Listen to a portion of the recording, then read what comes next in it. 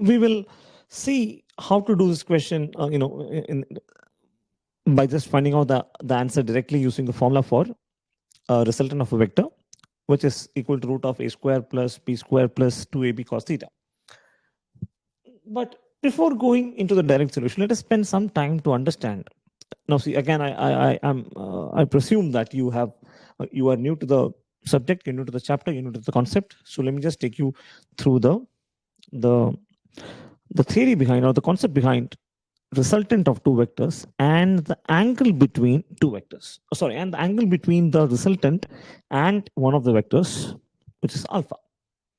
Okay, so we have vector A and vector B. Resultant are such that it makes an angle alpha which is equal to 90 degree with the vector, because it is given to us that resultant is perpendicular to vector A. Now the angle between vector A and vector B is theta, which is unknown. Now see, before we proceed any further, one thing that I want you to understand is that the diagram given, the diagram that I have drawn here, what I've chosen to draw here, is not something specific to this condition given here. Why? Because it is not given to us that vector A is along is a vector purely along the x-axis, or which has only the I component. No, it is not given anywhere mentioned in the question. So it is for the ease of calculation that I have considered vector A like this. 1, 2. I think this question was in JEE Mains 2024, and we have got very similar questions in the previous year. I'm not able to recall which specific year was it. I think it was NEET or JEE Main itself. I'm pretty not much sure about that. But anyway, that question had a diagram. Okay, so yes, basically I have copied that diagram from that question. Now you might think, what if the figure is, or what if the figure doesn't make sense here, given this question? Yes, which is something we will try to understand at the end of the question, at the end of the solution.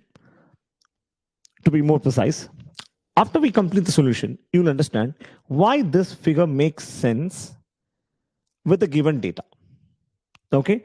Or in other words, you might be thinking, this is the xy axis, this is vector A, there is vector B, and then we have the resultant R, which makes an angle theta with the x-axis. Sorry, with the vector A. Yes, that is also possible.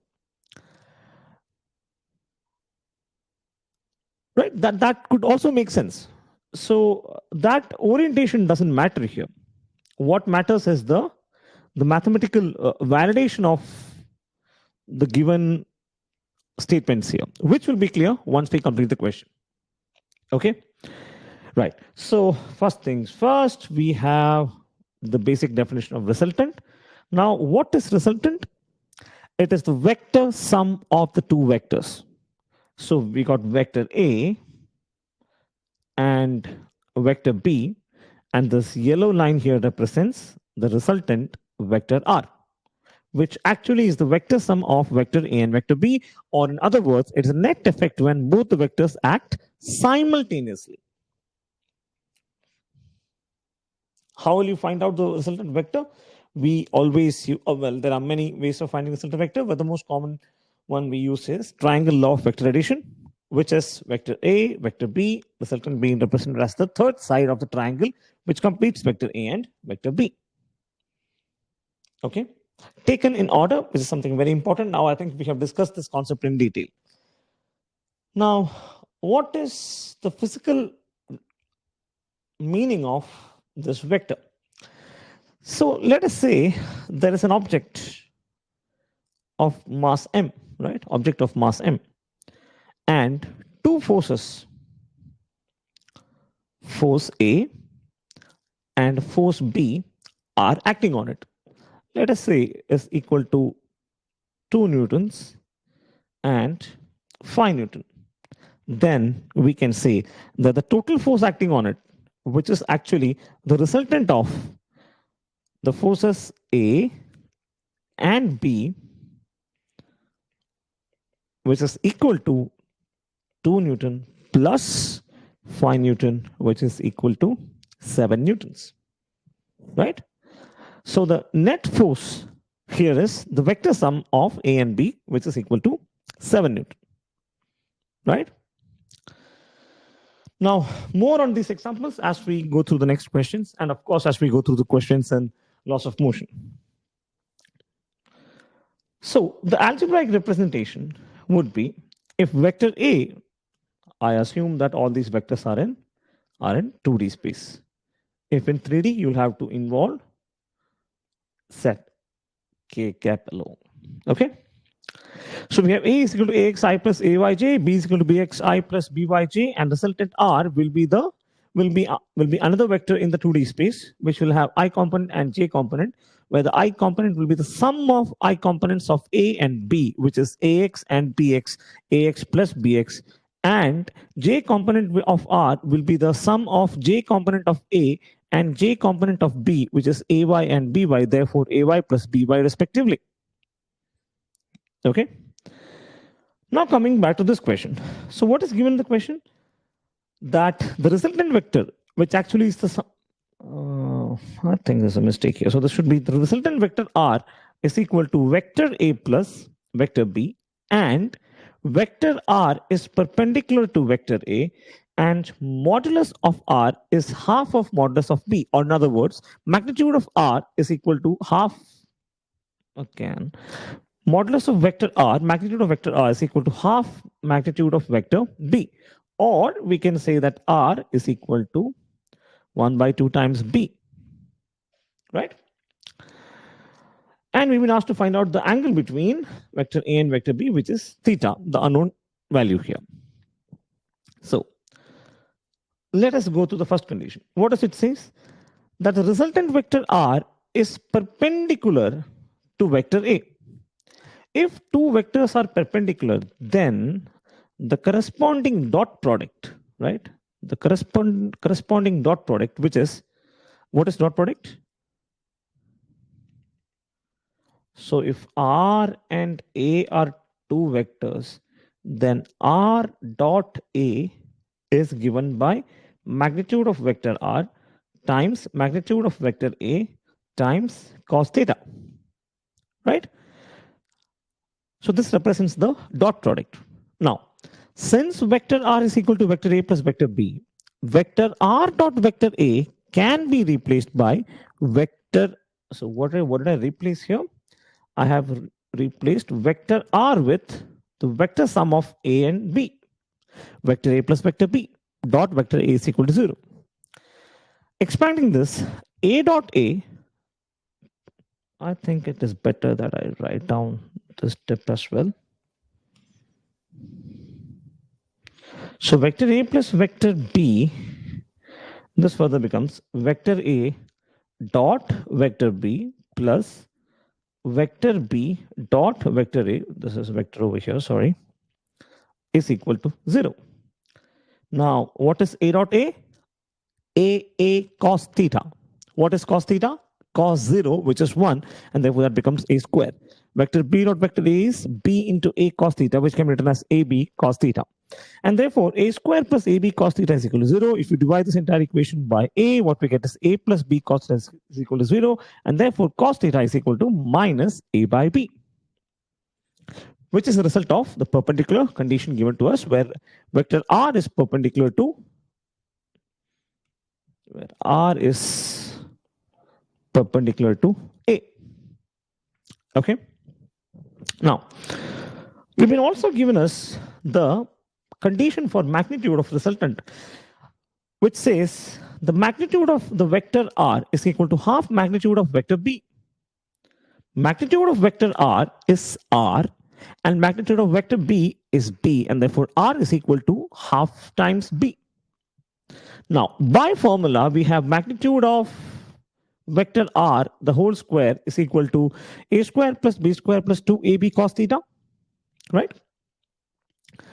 From this,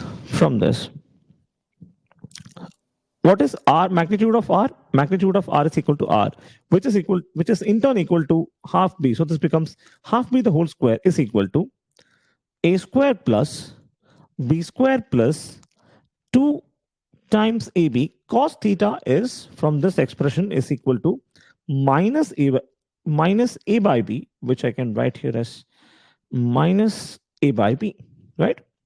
So a, my bad, b by b is 1. So this expression transforms to the RHS alone transforms to a square plus b square minus 2 times a into a is a square, which becomes a square minus a square is a square minus 2a square is this is further equal to b square minus a square. Why? Minus 2a square plus a square is minus a square. So we can write that half b square is equal to b square minus a square, or a square is equal to 3 by 4 b square, or a square by b square is equal to root of 3 by 2, or a square by b square is equal to 3 by 4, or a by b is equal to root of 3 by 2. And what is cos theta is equal to minus a by b. Therefore, cos theta is equal to minus root 3 by 2. Okay. Now, this is where the explanation becomes significant. Why? Because when cos theta is negative, we know, so this is the origin, the y-axis, the x-axis, this is positive x, positive y, and negative y.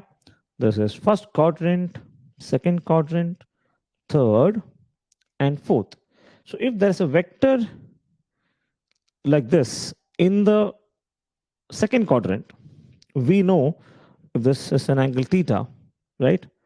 Then cos of this theta will be equal to negative. Why? Because adjacent side is this side, which is along the negative x-axis.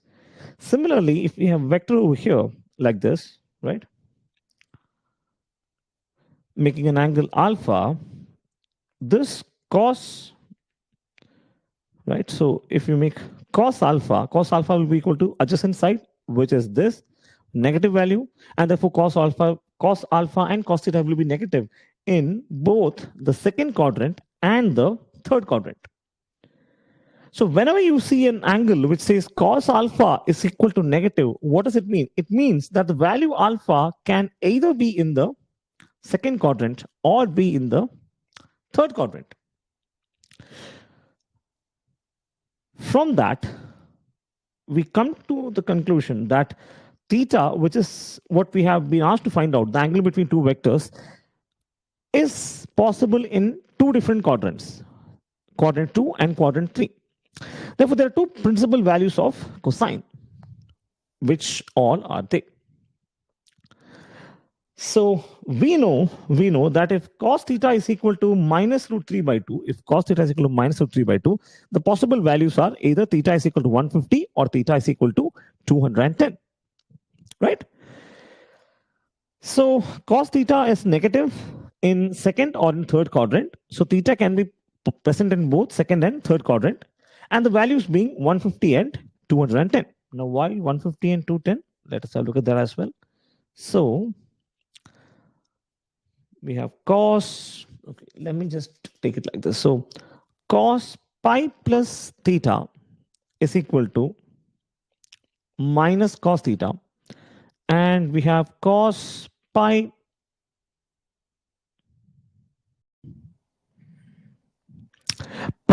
minus theta is equal to minus cos theta.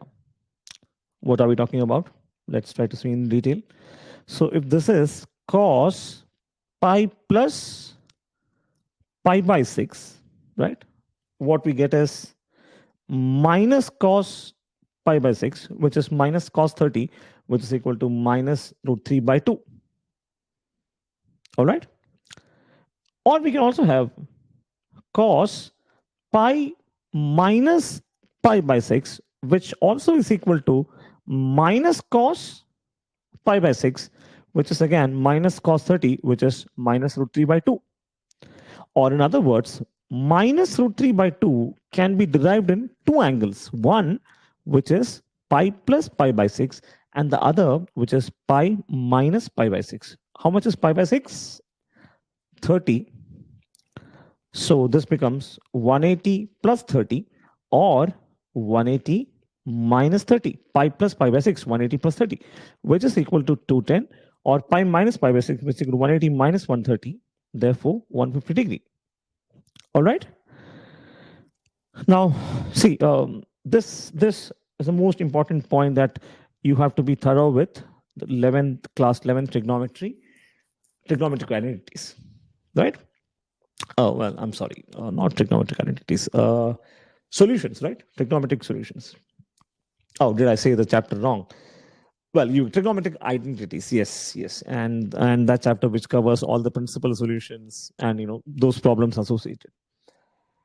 Okay, so that's how we get two angles here, which is 150 or 210. Wait, did I make a mistake? 210 or 150? Yeah, okay. Now let us try to understand the geometric reason behind this. See, if we have two vectors, now you need to select one out of this, right? You need to select one out of this. Why only one answer? Because it is given to us in the question to mention the value of theta only once, which means there has to be only one answer. But how will you decide between 150 and 210? We will first go through the geometric explanation, and then we'll see the logical part. So geometrically, if this is vector A and this being vector B, right? If we consider this angle theta is equal to 150, the whole explanation given, the whole question given makes sense. Why? A points towards right, B points towards left. Therefore, vector R has to be, since both of them are pointing in this direction, vector R has to point up and can be perpendicular to vector A as well. Okay? But if we look for cos 210 degree, let us try to say that one more time. So we've got one vector A, right? And we get that vector B is inclined at an angle 210 degrees, right? And then if you draw this to be vector R, it doesn't make sense. Why doesn't it make sense? Look at the head of the arrows. So we have vector B is A is pointing rightwards, B is pointing to 10, which is down. Therefore, vector R here doesn't make sense. How can vector R be drawn then? Vector R would be more sensible if you draw it the other way around, like this, right? Now you might think vector R is perpendicular to A now, so this also could be correct, which means theta can also be equal to 210 degree. No. Why? Because vector R is not making an angle 90 degree. It is instead making this complete angle, which is 270 degrees and not 90 degrees. I do understand that you may have some more concepts that are unclear here. Focus on the coming explanation and things will become really clear. So we got only one valid angle satisfies both the conditions, that is R is equal to A plus B and R perpendicular to A, which is theta is equal to 150. Okay, how